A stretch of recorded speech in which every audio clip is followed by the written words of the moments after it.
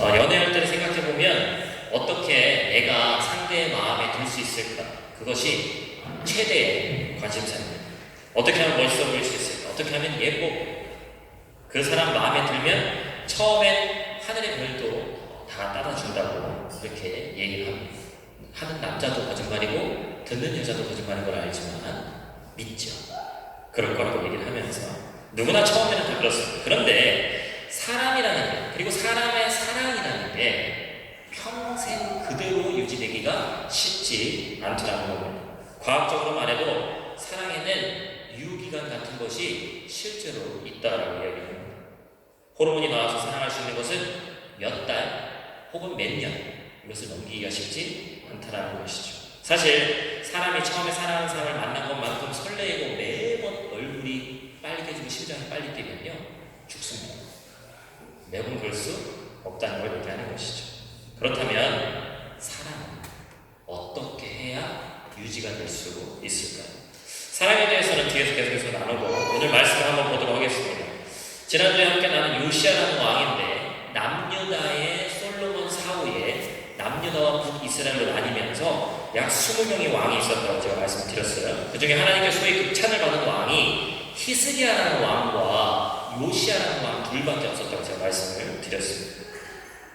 오늘 함께 나누는 것은 지난주에 이어서 요시아라는 왕에 대해서 함께 나눕니다. 열왕기 말씀을 통해서 그 왕들의 삶을 통해서 우리는 이 땅을 살아가는 그리스도인으로서 어떻게 살아가야 될 것인가, 남의 잘못을 타산지석 삼아서 잘못된 길로 가지 않는 것도 중요한데 사람이 뭘 보고 배우는 것이 가장 쉽냐 하면 다른 사람이 잘한 것을 보고 다른 사람이 하는 행동을 보고 그대로 반대가 아니라 그대로 흉내내는 것이 더 쉽다는 것이죠. 그렇기 때문에 오늘 우리에게 주시는 요시아의 이 말씀은 하나님께 잘했다 칭찬받은 사람이기 때문에 요시아처럼 행하면 하나님께 인정받고 칭찬받는 자가 된다는 결론을 우리가 도출할 수 있습니다. 긍정이든 부정이든 양쪽을 통해 다 배우지만 긍정이 우리에게 주는 효과가 더 크다라는 것이죠. 요시아의 삶은 어떠했길래 하나님께 인정을 받았을까요? 저는 크게 세 부분으로 오늘 본문의 말씀을 한번 나눠보려고 합니다. 첫 번째로 우리가 기억해야 될 것은 요시아는 마음과 뜻과 힘을 다해서 하나님의 말씀, 율법을 따랐다라는 부분을 표현하고 있습니다. 25절, 오늘 몇 번 읽을 거지만 25절 상반절에 보면 이렇게 되어 있습니다. 제가 다시 한번 읽어드릴게요. 요시아와 같이 마음을 다하며 뜻을 다하며 힘을 다하여 모세의 모든 율법을 따라 여호와께로 돌이킨 왕은, 상반절까지. 여기서 우리는 요시아의 거룩한 말씀 신앙을 만나게 됩니다. 요시아는 분명히 마음과 뜻과 힘을 다해서 말씀을 따르는 왕이라고 평가하고 있습니다. 25절 뒤에 보면 뭐라고 평가하고 있습니까? 요시아 같은 왕은 전에도 없었고 후에도 없었다. 유다 역사상 가장 선한 왕이라고 평가를 받았습니다. 그러면 이 요시아가 이런 선한 왕이라고 칭함을 받는 원동력이 무엇이냐는 것이죠. 비슷한 말씀이 신명기에 등장합니다. 신명기 6장 5절 말씀 우리 한번 같이 읽어보겠습니다. 6장 5절 같이 읽습니다. 너는 마음을 다하고 뜻을 다하고 힘을 다하여 내 하나님 여호와를 사랑하라. 여러분, 사람들이 가장 많이 하는 이 착각이 뭡니까? 말씀을 잘 안 읽고 말씀을 잘 기억하지 못하다 보니까 생소하고 지금 처음 듣는 것처럼 여기는 때가 많이 있는데, 여러분, 이스라엘 공동체에게 약 1000년 전에도 이미 이 말씀이 공동체 안에 있었던 말씀. 근데 중요한 건 뭐예요? 이스라엘 공동체가 이것을 기억하고 있지 못하더라는 것이죠. 타락으로 굴곡져 있던 당시의 정황을 타개하고 회복할 수 있는 길은 오직 하나님의 말씀에 쓰여진 대로 사는 것밖에 없구나 라는 것을 요시아는 깨달았습니다. 그래서 요시아는 하나님의 말씀을 세우는 일에 사력을 다했습니다. 그 결과 하나님이 요시아를 그 이름 삭자 정확하게 기억하는 왕이 됐다는 거예요. 우리가 성경을 보면 하나님께서 기억하시고 믿음의 모범을 삼은, 때로는 우리하고 다른 세상에 사는 것 같이 여겨지는 믿음의 선진들의 모습을 보게 됩니다. 그중 대표적인 사람이 누구죠? 많이 있지만 저는 오늘 다윗을 다시 한번 얘기해 보려고 합니다. 너무나도 우리가 잘 알고 있는 다윗이죠. 심지어 우리나라 아이들 이름에도 다윗이라는 이름이 있습니다. 영어로 데이비드는 너무 많고요. 하나님께서는 성경 곳곳에서 다윗과 맺으신 언약을 얘기하면서 그의 신앙을 칭찬하는 장면들이 많이 등장하는데 왜 하나님께서는 다윗을 이렇게 칭찬하셨습니까? 물론 다윗도 잘못한 부분이 많이 있었어요. 인간이기 때문에. 그럼에도 불구하고 잘하는 것을 우리가 본받기 쉽다고 말씀드렸잖아요. 시편 56편을 우리가 읽어보면 그 힌트를 발견할 수 있습니다. 시편 56편은 어떤 시냐면 다윗이 자신을 죽이려는 사울을 피해서 원수의 나라 블레셋 가드라는 지역으로 피하게 됩니다. 여러분 그 장면을 한번 생각해 보세요. 다윗의 인생은 제가 생각하기에, 제가 성경학자는 아니지만 목사로서 판단할 때 가장 바닥에 있던 때가 이때였어요. 아주 비참했습니다. 어느 정도까지 비참했는지 여러분들이 감이 안 오시기 때문에 우리 한번 다른 곳에서 말씀을 보면요, 사무엘상 21장 10절에서 15절은 다윗의 비참한 상황을 이렇게 그리고 있습니다. 시황에서 제가 읽어드릴게요. 그날에 다윗이 사울을 두려워하여 일어나 도망하여 가드왕 아기스에게로 가니 아기스의 신하들이 아기스에게 말하되 이는 그 땅의 왕 다윗이 아니니이까 우리가 춤추며 이 사람의 일을 노래하여 이르되 사울이 죽인다는 천천히요 다윗은 만만이로다 하지 아니하였나이까 한자. 다윗이 이 말을 그의 마음에 두고 가드왕 아기스를 심히 두려워하여 그들 앞에서 그의 행동을 변하여 미친 채 하고 대문짝에 그적거리며 침을 수염에 흘리며 아기스가 그의 신하에게 이르되 너희도 보거니와 이 사람이 미치광이고 어찌하여 그를 내게로 데려왔느냐. 내게 미치광이가 부족하여서 너희가 이 자를 데려다가 내 앞에서 미친 짓을 하게 하느냐. 이 자가 어찌 내 집에 들어오겠느냐 하니라. 여러분 잘 생각을 해보세요. 지금 배경은 이렇습니다. 이 본문에서도 왕이라고 얘기하고 있는데 사무엘에게 기름 부음 받았기 때문에 왕이 맞아요, 다윗이. 근데 실존하고 있는 왕이 있죠. 누구죠? 사울이 있어요. 왕이라고 기름을 부음 받지 않으면 이런 일이 벌어지지 않았을 텐데, 왕이라고 기름을 부음을 받는 바람에 사울 왕조는 끝나고 다윗 왕조가 시작되는 하나님의 약속 때문에 지금 이 고난을 겪고 있는 거예요. 한 사람이 고난을 받다가 역경을 이겨내서 결국에 하나님이 택하신 왕이 된다. 아주 심플한 내용입니다. 그런데 그 안을 들여다보면 보통 고난이 있는 것이 아니라는 것이죠. 이미 사무엘에게 왕이라고 기름을 부음 받은 지 꽤 시간이 지난 시점입니다. 다른 사람이 특히나 외국에서도 왕이라고 불림을 받고 있어요. 이미 하나님에게 왕으로 택함을 받았어요. 그런데 여러분 피난은 혼자 합니다. 우리 청년들이 좀 많이 왔는데 나 혼자 어디 가는 거예요? 별로 어렵지 않아요. 제가 어제 천국의 문이라고 프라하 근교로하게 갔습니다. 1시간 반 정도 거리에 청년들하고 왔습니다. 제가 약 2년 전에 저희 아이들하고 함께 갔거든요. 저는 그 코스가 어제 다시 한번 가보고서 이렇게 쉬운 코스인지 몰랐어요. 2년 전에 갔을 때 너무 힘들었어요. 첫째, 둘째 고난하면서 안아달라고 하고 업어달라고 한 어제 청년들하고 안 쉬고 하니까 40분에 올라갔죠. 40분에 올라갔는데 제가 2년 전에 기억에 한 2시간 반 걸렸던 것 같아요. 그런 난 코스가 없었어요. 일전에 혼자 있을 때는 나 하나 뭐 건사하고 뭐 하는 건 쉬울 수 있어요. 그런데 가족이 있고 거기 딸린 아이들이 있어요. 그리고 왜 하필이면 블레셋이라는 나라의 가드라는 도시입니다. 여러분 블레셋은 원수의 나라예요. 가드는 뭐예요? 자기가 죽인 골리앗의 고향입니다. 왜 가도 하나님은 그곳으로 몰아 세우시냐는 거죠. 개인적인 어려움 이겨낼 수 있습니다. 그런데 가족이 나 때문에 고통받고 이런 것은 또 다른 차원입니다. 다윗은 살려고 했어요.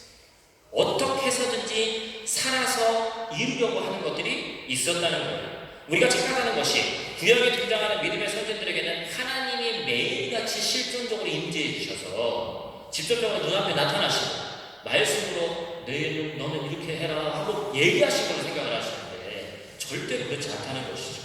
우리보다 못하면 못했지 성경 66권을 가지고 있는 우리가 더 실물로 보여지는 것이 없는 것이, 우리보다도 못한 것이 구약시대라는 거예요. 사실 아까 말씀드린 이 상황에서 쓴 시가 시편 56편의 시입니다. 제가 읽어드리겠습니다. 56편 9절부터 13절까지 다윗의 심정을 여러분들이 이해하시고 이 시를 썼을 때의 심정을 한번 느껴보세요. 내가 아뢰는 날에 내 원수들이 물러가리니 이것으로 하나님이 내 편이심을 내가 아나이다. 내가 하나님을 의지하여 그의 말씀을 찬송하며 여호와를 의지하여 그의 말씀을 의지하였은즉 두려워하지 아니하리니 사람이 내게 어찌하리이까. 하나님이여 내가 주께 서원함이 있사온즉 내가 감사제를 주께 드리리니 주께서 내 생명을 사망에서 거니셨습니다. 주께서 나로 하나님 앞 생명의 빛에 다니게 하시려고 실족하지 아니하게 하지 아니하셨나이까. 아멘. 여러분, 다윗의 인생에서 가장 바닥에 있을 때 그럼에도 불구하고 하나님의 말씀을 의지하고자 하는 결연한 다윗의 모습이 이 본문에서 느껴져야 됩니다. 다윗이라고 또 다른 무엇, 직통계시 이런 게 있었다는 것이 아니란 말이에요. 그에게는 오로지 사무엘을 통해서 전해진 하나님의 말씀, 네 왕조가 끊이지 않게 네가 왕이 될 것이고 기름 부음 받았는데 지금은 왕이라고 불리고 있지만 도망자의 신세지만 반드시 왕이 돼서 하나님의 말씀을 이루는 자가 되게 할 것이다. 할렐루야. 다윗을 통해서 성경의 말씀이 이루어지게 하시겠다는 거예요. 사랑하는 형제자매 여러분, 지금 이 시간에도 하나님이 이 성경 66권을 통해서 우리에게 끊임없이 말씀하고 계신 줄 믿습니다. 제가 아까 말씀한 서두에 사랑에 관해서 말씀드렸어요. 25절 말씀 다시 한 번 더 읽어드릴게요. 요시야와 같이 마음을 다하며 뜻을 다하며 힘을 다하여 모세의 모든 율법을 따라 여호와께로 돌이킨 왕은 마음과 뜻은 눈에 보이지 않습니다. 이 사람이 우리가 육안으로 사랑을 판단할 때 마음과 뜻은 감추려고 하면 감춰져요. 그런데 중요한 것은 뭡니까? 나타나는 모습, 즉 뭐죠? 힘을 다해서 무엇인가를 하는 모습은 우리 눈으로 볼 수 있습니다. 청년들이 요즘에 많아졌습니다. 제가 세니까 교환학생들만 8명, 9명 정도 왔더라고요. 참 감사한 일이죠. 또 귀한 사명, 우리 교회에게 맡겨주신, 제가 또 어떻게 보면 여기에 계신 목사님들보다 좀 젊다는 이유 하나로 또 우리 젊은 청년들이 와서 참 귀한 사역을 감사합니다. 청년들은 아직 결혼 안 했기 때문에 청년이라고 얘기를 하는데 이 친구들의 이제 미래의 가장 큰 고민은 뭐예요? 내가 어떤 사람, 어떤 남자를, 어떤 여자를 잘 선택해서 결혼할 것인가. 이미 결혼하신 분들은 약간 좀 상관없는 얘기라 느끼실 수도 있겠지만 요즘 기준으로 따지면 약 30년 이상을 떨어져서 나무로 사는 사람이 만나자마자 너무 잘 맞아. 그것도 이상합니다. 잘 안 맞는 게 사실은 당연한 거예요. 몇 가지 맞는 걸로 그 사람을 다 판단할 수가 없다는 것이죠. 그럼 형제든 자매든 간에 어떤 사람을 만나야 될까? 성경적 표현으로 한다면 바로 힘을 다하는 사람을 만나야 됩니다. 이 사람은 완벽한 내 피앙새로 하나님이 너무나도 잘 맞게 준비해 주셨어요. 죄송하지만 그런 사람 기다리다가는요 그럴 수 있어요. 그런 사람 쉽게 나타나지 않습니다. 처음에는 외모나 또 다른 매력, 나와 잘 맞는 몇 가지 그것으로 사랑한다 할 수 있습니다. 그런데 사랑이 지속되는 것은, 지속되는 힘은 그것이 아니더라는 것이죠. 사랑은 노력을 통해서 지속적인 힘을 다하지 않으면 그 사랑은 절대로 유지될 수 없습니다. 제가 아이를 키우는 것도 말씀드렸죠. 아이를 키우는 것은 사랑으로 키우는 거 맞습니다. 근데 되도록이면 젊을 때 결혼해서 아이를 낳으신 분들 알 거예요. 좀 빨리 낳았으면 좋겠다. 이왕 낳을 거면 안 낳고 우리 둘만 하나님 잘 믿고 잘 살겠다. 그런 상관없지만 기왕이 성경에서 생육하고 번성하라고 했으니까 아이 낳을 거면 사랑으로 키우는 거 맞지만 뭐로 키운다고 했어요? 힘으로 키우는 거. 아이를 한 번이라도 더 안아주시는 힘이 있어야 되고 자다가 한 번이라도 더 눈 떠서 우유 먹일 수 있는 힘이 있어야 돼요. 남녀 간의 사랑도 마찬가지예요. 나는 원래 이런 사람이니까 인정해. 나는 변하지 않아. 네가 바뀌어. 절대로 접점이 찾아질 수 없습니다. 이런 상황은 지속될 수 없습니다. 하나님을 사랑하는 것 또한 마찬가지입니다. 우리의 신앙생활의 경력이 성경을 아는 지식이 하나님을 사랑할 수 있게 하는 것이 아니에요. 죄송하지만 우리의 오히려 더 많이 때로는 알면요 하나님을 가까이 가는 것에 더 멀어지게 만듭니다.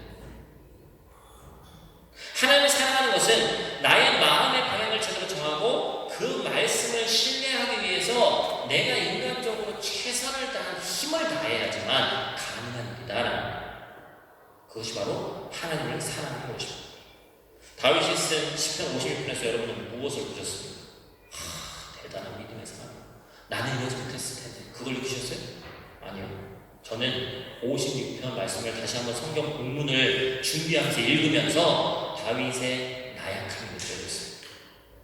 다윗도 사람. 하나님의 말씀이 실제로는 잘 믿어지지 않았구나. 이 사람도 삶의 나락으로 떨어지니까 진짜 힘들었구나. 그게 느껴져요.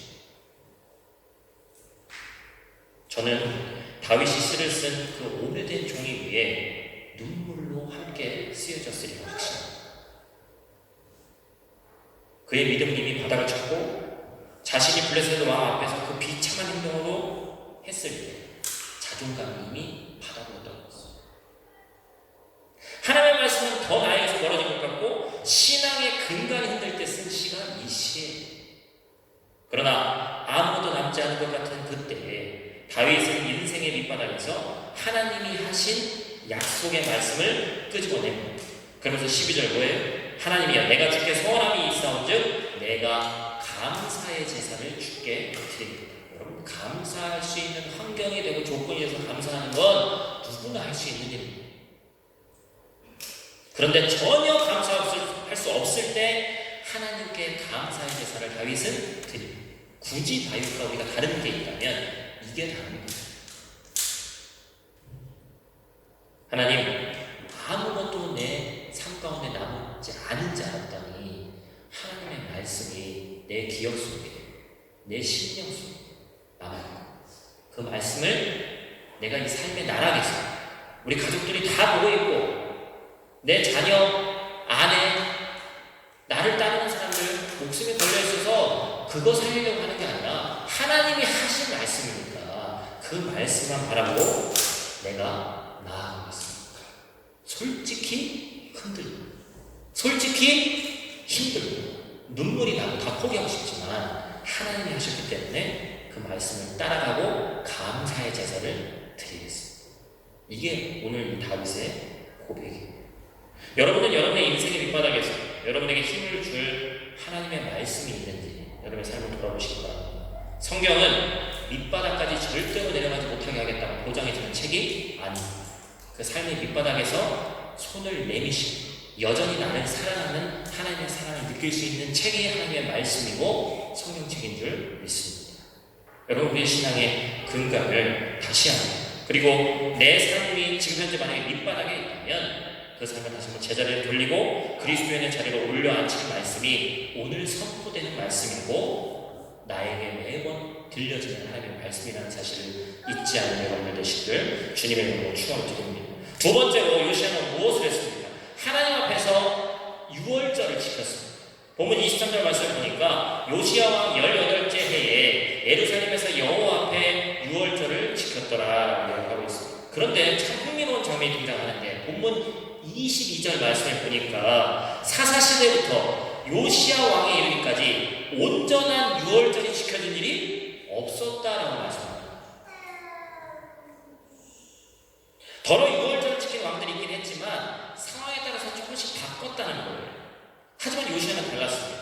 그는 언약책에 기록된 대로 하나님을 위해서 유월절을 지켰어요. 21절에는 이렇게 기록되어 있죠. 이 언약책에 기록된 대로 너희의 하나님 여호와를 위하여 유월절을 지키라. 하나님의 유월절을 지키는 방법이 여러 가지 있을 수 있는데 이런 놈도 있고 저런 것도 있고 다 방법이 있을 수 있단 말이에요. 그런데 언약책에 기록된 대로 하나님이 모세에게 준 그대로 해라는 것이죠. 여러분 유월절이 어떠한 절입니까? 유월절, 패스오버, 넘어가는 거예요. 뭘 넘어가는 거예요? 이스라엘 백성들이 애굽 땅에서 노예로 처절한 삶을 이어갈 때 하나님은 그들을 보내주지 않고 그들을 구원하기로 작정하십니다. 모세를 선택하셔서 바로 앞에 서게 하셨고 10가지 재앙을 통해서 마지막 10가지 재앙은 뭐예요? 장자의 죽음. 만약에 문설주에 어린 양의 피를 바르지 않으면 이스라엘이든 애굽 백성이든 그 누구도 장자는 다 죽을 것이다. 심지어 짐승도 다 죽을 것이다. 죽음의 사자가 어린 양의 피를 문설주에 바른 이스라엘 백성이 지금 넘어가서 구원을 얻게 된 사건이 유월절입니다. 그것으로 인해서 엑소더스에 출애굽해서 결국에는 세운 나라가 지금 남유다, 북이스라엘 물론 나눠지긴 했습니다만 남유다란 말이에요. 이스라엘 백성이 유월절을 매년 지킬 때마다 상상해야 되는 것이 뭡니까? 하나님께서 애굽에서 우리 조상을 그 어려운 환경 가운데서도 광야에서 약 40년간 방황했지만 결국에는 그 삶 가운데 어떻게 하셨다? 구원하셨다. 유월절의 결과는, 유월절을 생각하면 하나님의 구원의 사건이 기억이 나야 되는 거예요. 그럼 유월절을 지키지 않았다는 얘기는 뭡니까? 구원의 감격을 이스라엘 백성들이 전혀 기억하고 있지 못하자는 것이죠. 그럼 이 말씀을 읽으면서 우리 삶에 뭐가 어떻게 대입될까요? 우리 1년에 한 번씩 유월절 지키지 않습니다만 매주 적어도 한 번씩 예배를 드려요. 여러분, 예배는 유월절에 어찌 보면 모형이에요. 이 시간 우리가 각을 떠서 제사를 드리고 뭐하고 그러진 않지만, 어떻게 보면 형식이 많이 심플해졌지만, 하나님께 예배하는 이 순간 우리가 뭘 회복해야 됩니까? 예배는 구원의 감격을 회복하고 되새김질하는 자리가 예배잖아요. 중고등학교 때 수련회에서 만났던 그 하나님을 만났던 구원의 감격, 대학 시절 때 기도원에서 받았던 구원의 감격, 오늘날 저를 비롯한 많은 크리스찬들이 이 구원의 감격을 잃고 살아가고 있습니다. 마치 유월절을 잃어버린 이스라엘 백성들처럼 말합니다. 예배는 하나님의 임재를 경험할 수 있는 거룩한 통로고 하나님과의 기쁨의 교제를 나눌 수 있는 최고의 장입니다. 오늘 사랑 타임을 많이 합니다. 젊은 친구들이 많아서 그런 것 같아요. 말씀을 준비하다 보니까 비유를 하지 않아요. 사랑 얘기를 자꾸 하게 됩니다. 이곳에는 여행 오신 분들도 많은데 저는 가장 기억에 남는, 그리고 지금도 다시 돌아가라고 하면 가고 싶은 여행이 딱 하나 있어요. 뭘까요? 신혼여행이었어요. 신혼여행을 안 가는 친구들은 왜 좋나? 이렇게 생각할 수도 있지만 신혼여행이 좋은 이유는 여러 가지가 있죠. 근데 왜 그렇습니까? 내가 가장 사랑하는 사람과 당연히 결혼하는데 뭐 그 이전에도 뭐 여행도 가고 뭐 할 수 있지만 이제 공식적으로 부부가 돼가지고 첫 번째로 뭐 이제 아이가 아직은 없고 둘만이 가고 싶은, 또 신혼여행에서 웬만하면 돈도 아끼지 않죠. 저는 제 친구 목사들이 강원도 좀 멀리 가면 제주도 이런 데 가가지고 자기들은 안 가고선 저보고는 후회한다고 돈이 없어도 카드 할부를 끊어서도 멀리 좋은 데 가야 된다는 거예요. 그래서 자기들이 뽑아줬는데 1순위가 하와이, 뭐 2순위가 몰디브, 3순위가 발리, 1, 2순위는 너무 비싸더라고요. 제가 3순위 발리를 갔다 왔어요. 무려 저는 발리로 신혼여행 갔다 온 사람.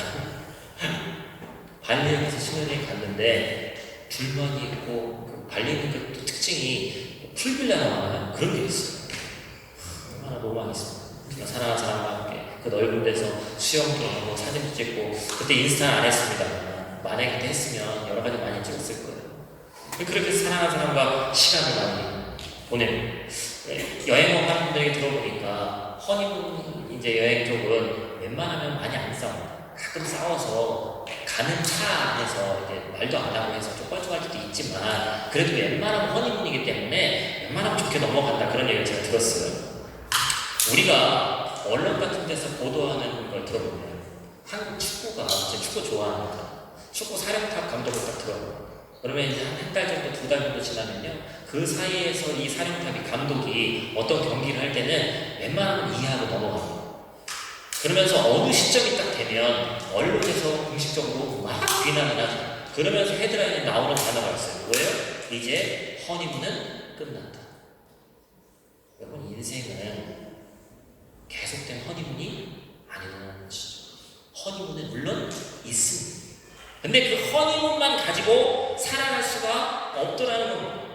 인천공항에 발 내리는 순간 허니문은 끝나요. 현실이 내 삶 가운데 다가옵니다. 여행 오시는데 목사님, 허니문은 아니지만 여행 왔는데 너무 현실적으로 한국 가기 싫어요, 이런 분들도 있고 하는데 너무 현실적이시고 이렇게 생각할 수 있지만, 현실을 살아가면서 물론 허니문 때 느꼈던 좋은 감정이 가끔 생각나면서 살 수 있지만 허니문이 평생을 살아가기에는 힘이 되는 원동력이 아니더라는 거예요. 그래서 잘 사는 분들은 무엇을 만듭니까? 맨날 여행 다닐 수 없으니까 요즘 단어로 소확행이라고 하죠. 소소하지만 확실한 행복을 내 주변에 만드는 거예요. 제가 여기는 어떤 지체는 커피를 좋아하는데 이번에 이사를 갔어요. 이사 가가지고 나만의 뭐 세상 사람들이 밖에서 볼 때는 더 좋은 집도 있고 더 좋은 걸 만들 수도 있지만 내 속에서 홈머신 사가지고 집에서 내려오고 밖에 있는 자연 보면서 이 홈카페로 마음의 안정을 찾고 행복을 찾는 거예요. 그게 바로 스포워킹이에요. 누군가는 지하철은 밖을 볼 수 없으니까 끄냄을 타고 다니면서 제 얘기 프라하성을 바라보면서 그동안 하도 많이 봐서 식어진 마음을 되새겼잖아요. 요즘엔 끄냄 타고 다니면서 22번 타고 이렇게 막 올라와도요 그 아름다운데 눈길이야 그냥 핸드폰 보고 있어. 그러다가 다시 한번 제 마음을 다잡는 거예요. 나 프라하에 살고 있고 프라하성 너무나 아름다워. 가끔 가다가 고개를 들어서 내 의지를 갖고 성을 바라보고 아름다운 풍경을 보니까 프라하 살고 있지. 다시 한번 되새김질을 하게 되더라는 것이죠. 행복을, 기쁨을 1년에 한 번, 아니 평생에 한 번 했던 허니문에서 찾는다면 그것은 행복이 아니라 맨날 그렇게 살 수 없거든. 결국 우리의 행복은 우리의 일상에서 찾아야 됩니다. 구원의 확신, 구원의 기쁨 또한 마찬가지. 일생에 한 번 만났던 그 하나님, 그 구원의 기쁨은 죄송하지만 허니문이에요. 그러나 허니문으로 우리의 모든 인생의 행복을 보장할 수 없듯 한 번 맛본 구원의 기쁨은 우리 신앙의 전체의 삶을 보장할 수 없어요. 그러면 그 구원의 기쁨을, 그 구원의 확신을 되새김질할 수 있는 이 예배가 또 다른 허니문, 또 다른 기쁨의 장이 되어야 된다. 무뎌진 마음을 어떻게 다잡고 어떻게 새로운 걸음을 내디뎌야 될 것인지. 어느덧 시간이 지나면서 10년, 20년 신앙생활하면서 목사도 마찬가지예요. 매번 읽었던 말씀, 매번 들었던 예배의 형태, 그런 것들 때문에 무뎌진 마음을 어떻게 다시 한번 하나님께 돌릴 수 있을 것인지. 우리가 힘을 낼 수 있는 뭔가 목적 지향적인, 방향 지향적인 그 무엇인가가 있어야 되는데 그것을 오늘 본문에서는 마지막 세 번째로 제시하고 있습니다. 마지막으로 요시야는 율법의 말씀을 이루는 도구가 되었습니다.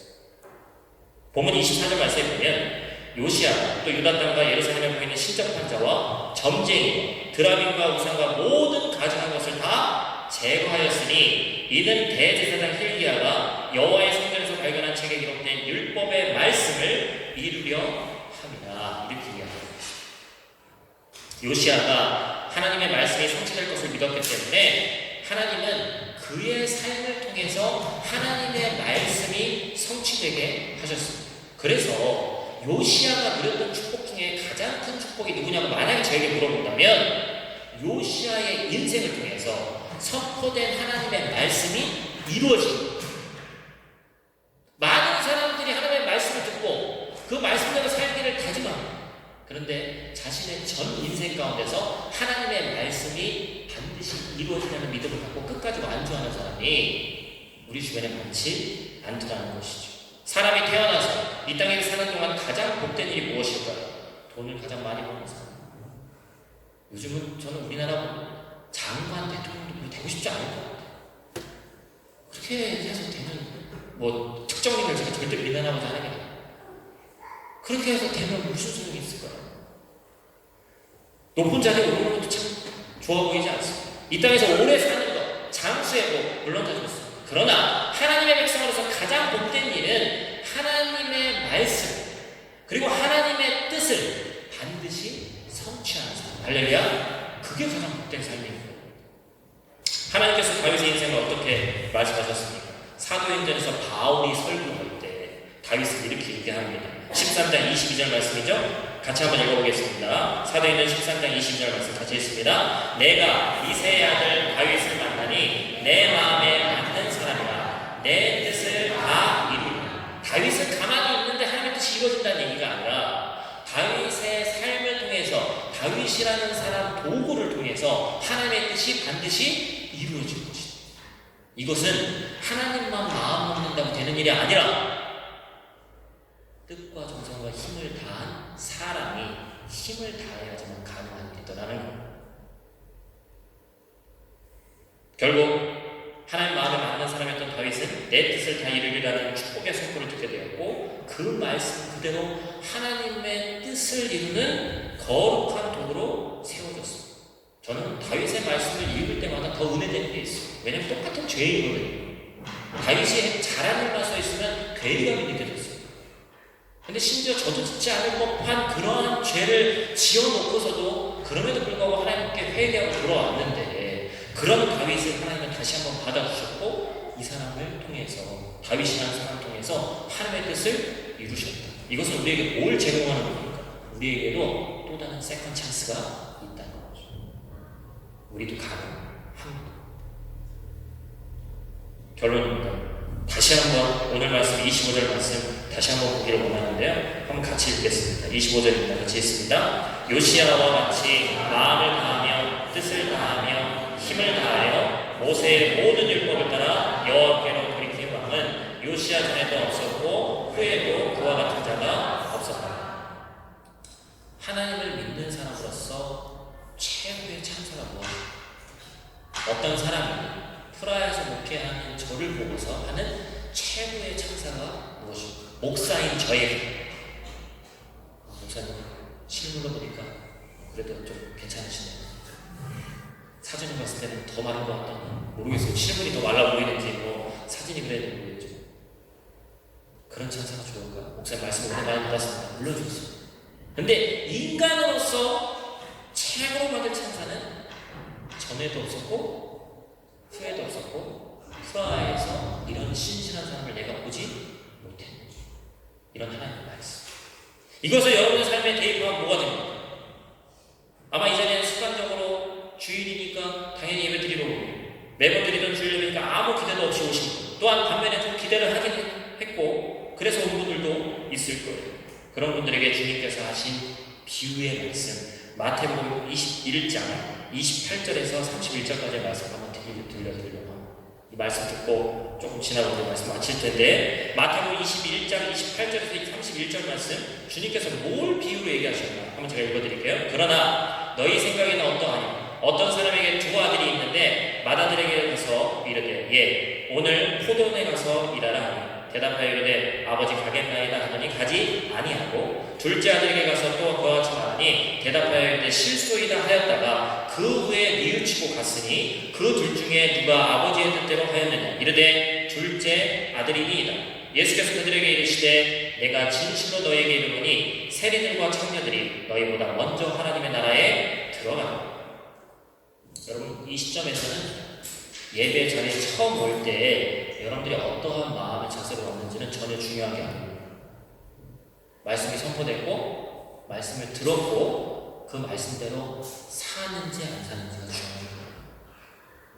행함이 없는 믿음은 죽은 믿음이라고 야고보 사도가 얘기한 것처럼, 말씀이 동일하게 선포됐고 같은 시간 같은 자리에서 선포됐음에도 불구하고 어떤 사람 마음 가운데서 그것을 행하는 자가 있는가 하면 그렇지 않는 사람이 있습니다. 매 순간의 예배가 우리 삶의 마지막 예배처럼 소중히 여겨져야 되고 선포된 말씀을 행하려고 노력해야 됩니다. 물론 그것은 사람의 힘만으로 되는 것이 아니라 성령 하나님, 삼위일체 하나님께 기도해야지만 가능한 일입니다. 왜냐하면 인력으로 될 수 있는 일이 아니기 때문에 그렇죠. 우리 오늘부터의 삶을 보고 세상 사람들도 그렇고 하나님께서도 그렇고 이런 평가가 있었으면 좋겠습니다. 전에도 후에도 없었던 프라하에서 가장 신실한 사람. 할렐루야. 전에도 후에도 없었고 한국에서 신앙생활하는 사람 중에 가장 신실한 사람. 전에도 후에도 없었고 모든 교회 공동체 중에 하나님 마음에 합한 교회 공동체, 크기와 상관없이 우리 공동체에 교환의 손들이 많이 왔죠. 6개월 금방 가. 허송세월하다 보면 여행 나쁘다는 얘기가 아니에요. 여행하고 뭐하고 하다 보면요 그냥 지나. 그럼 인생에서 그냥 말 그대로 6개월은 6월 되는 거예요. 패스오버 되는 거예요. 그냥 지나가는 거예요. 그런데 많은 교환학생들이 왔다 갈 것이지만 인간의 목사 기억 속에도 하나님의 기억 속에서도 전에도 없었고 후에도 없었던 프라하에 왔던 교환학생, 그게 여러분 삶의 목표가 되어야 돼요. 그 목표를 다시 한번 이 예배 자리에서는요 되새김질을 하는 거예요. 말씀을 마치면 그런 마음의 자세로 한 주간 말씀을 묵상하시면서 살아가는 저와 여러분이 되시기를 주님의 이름으로 축원을 드립니다. 말씀 지키기 어렵습니다. 하나님의 뜻을 이루어간다는 건 사실 실로 쉬운 일이 아닙니다. 그럼에도 불구하고 하나님의 말씀을 끝까지 신뢰하고 믿고 기도하면서 나아간다면 다윗도 했고 히스기야도 했으며 요시야도 했던 그것이 똑같은 사람이 우리도 할 수 있다는 것이죠. 그것을 신뢰하며 하나님의 말씀 가운데 거하시는 저와 여러분 되시기를 주님의 이름으로 축원을 드립니다.